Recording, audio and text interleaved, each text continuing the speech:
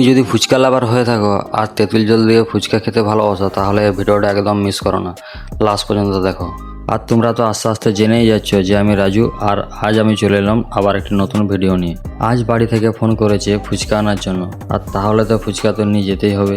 তাই চলে এসেছি আজ একটি বিখ্যাত ফুচকা স্টলে। আর এই দোকানটি কোথায় জানতে হলে ভিডিওটি লাস্ট পর্যন্ত দেখো। আর এই দোকানের ভিডিও দেখে বুঝতেই পারছো যে এইখানে কি পরিমাণে ফুচকা সেল হয়। দাদার হাতের স্পিড আর ফুচকা বানানোর স্টাইল দেখে বোঝা যায় যে দাদার কতটা দক্ষতা রয়েছে এই কাজের প্রতি। দেখতে পাচ্ছ তোমরা প্রত্যেকটি কাস্টমার কিন্তু তৃপ্তি সহকারে ফুচকা খেয়ে যাচ্ছে। তাই আমিও দাদাকে 100 টাকার পার্সেল করতে বলেছি। দেখতে পাচ্ছ পার্সেল আমার রেডি, এবারে যাব আমি বাড়ি দিকে। দেখতে পাচ্ছ এই বাচ্চারা কিন্তু এই ফুচকা খাওয়ার জন্য আবদার করেছিল, আর আমার দিদি এই ফুচকাগুলি বানিয়ে দিচ্ছে। দেখতে পাচ্ছ সবাই আনন্দ ফুর্তি করে খাচ্ছে, আর আমারও খুব ভালো লাগছে।